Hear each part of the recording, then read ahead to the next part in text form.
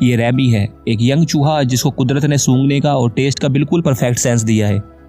Ramie अपने परिवार के साथ यहाँ पर रहता है और इसे गंदा खाना बिल्कुल पसंद नहीं है।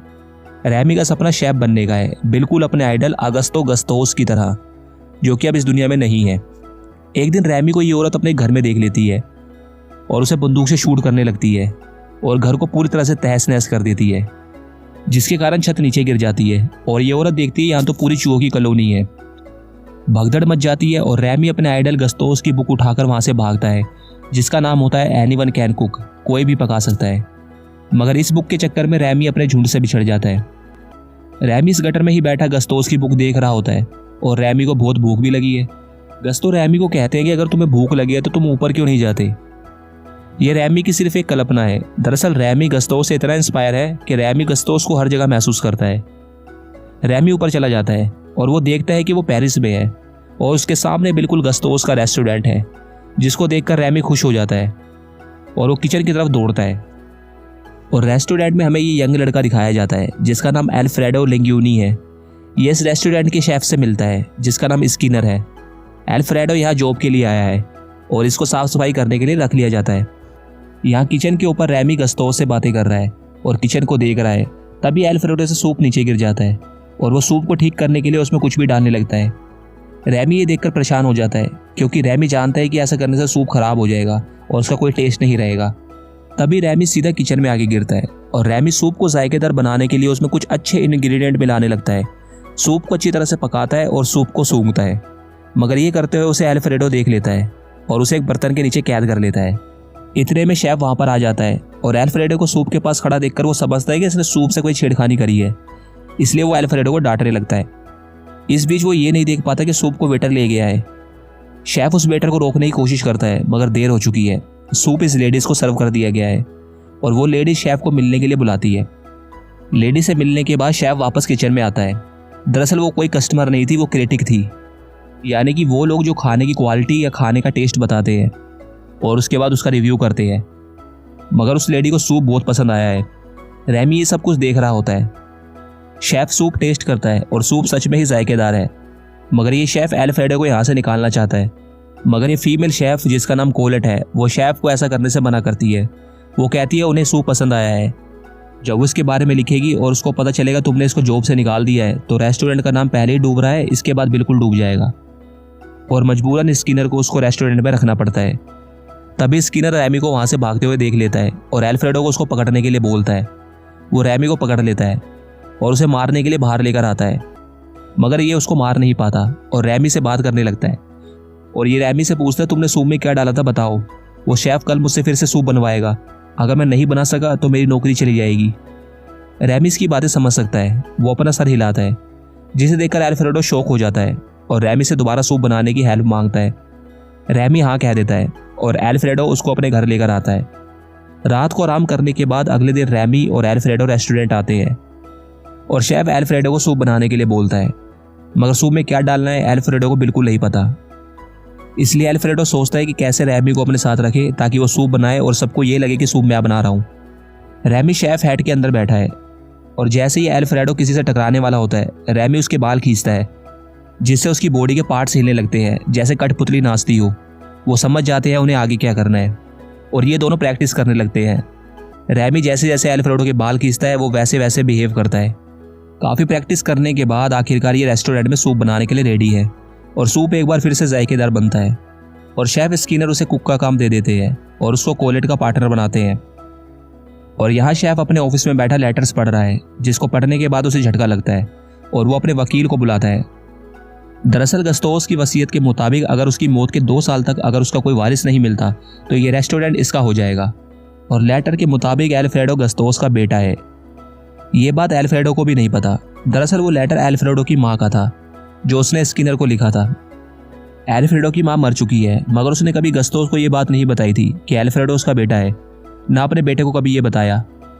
और लेटर में भी उसने स्किनर को सिर्फ इतना ही लिखा है कि वो भी ये बात किसी को ना बताए, बस उसके बेटे को नौकरी पर रख ले।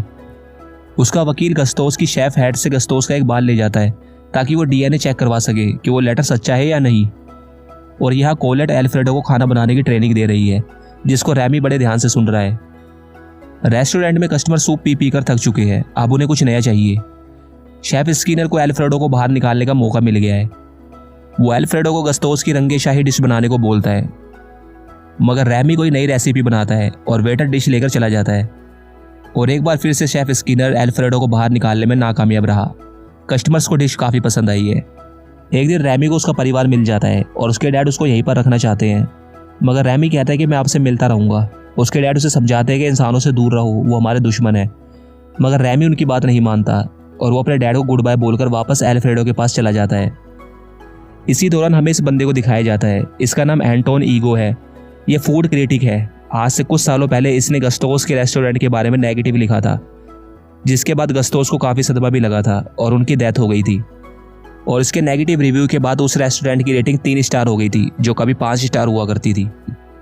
मगर इसको पता चला है कि गस्तोस का रेस्टोरेंट एक बार फिर से चल पड़ा है और मशहूर होता जा रहा है, और ये डिसाइड करता है कि एक बार फिर से उस रेस्टोरेंट में खाना खाने जाएगा और इस बार रेस्टोरेंट को हमेशा के लिए बंद करवा कर ही रहेगा। और यहाँ पर स्किनर के वकील का कहना है कि वो लेटर बिल्कुल सच्चा है। एल्फ्रेडो का डीएनए गस्तोस से मैच हो गया है, वही उसका बेटा है। और इस वकील का कहना है कि 3 दिन बाद वसीयत के मुताबिक तुम्हें रेस्टोरेंट मिल जाएगा और उसके बाद उस लड़की को यहाँ से निकाल देना, मगर ध्यान रहे उसका सच किसी के सामने नहीं आना चाहिए। और यहाँ कोलेट और एल्फ्रेडो की नज़दीकियाँ बढ़ने लगी है। एक दिन रैमी का भाई अपने कुछ साथियों के साथ रैमी के पास आता है और रेस्टोरेंट से कुछ खाने को मांगता है। रैमी उन्हें मना नहीं कर पाता, इसलिए वो फूड लेने के लिए किचन में आता है, मगर फूड सेफ पर ताला लगा हुआ है। इसलिए वो शेफ स्किनर के ऑफिस में जाता है और डोर से चाबी निकालता है, मगर उसकी नज़र गस्तोस की वसीयत पर पड़ती है और उसे पता चलता है कि एल्फ्रेडो गस्तोस का बेटा है। तभी वहाँ शेफ आ जाता है और रैमी को देख लेता है। रैमी डॉक्यूमेंट लेकर वहाँ से भागता है।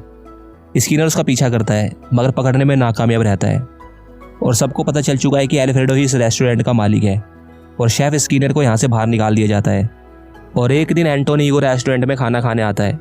यहाँ पर स्किनर भी बैठा है और एंटोन कुछ नया बनाने के लिए कहता है और एल्फ्रेडो यहाँ सबको बता देता है कि आज तक जो कुछ भी बनाया इस चूहे ने बनाया, मुझे कुछ बनाना नहीं आता। मगर ये जानने के बाद सब लोग एल्फ्रेडो को छोड़कर चले जाते हैं और ये दोनों अकेले रह गए और बाहर एंटोन खाने के लिए बैठा है। एल्फ्रेडो उदास होकर वहाँ से अपने ऑफिस में चला जाता है। इस दौरान कोलेट को गस्तोस की बुक दिखती है, एनीवन कैन कुक, कोई भी पका सकता है, और वो वापस रेस्टोरेंट की तरफ निकलती है। यहाँ रैमी भी उदास है। तभी उसके डैड वहाँ पर आते हैं और कहते हैं तुम डरो मत, हम तुम्हारे साथ हैं।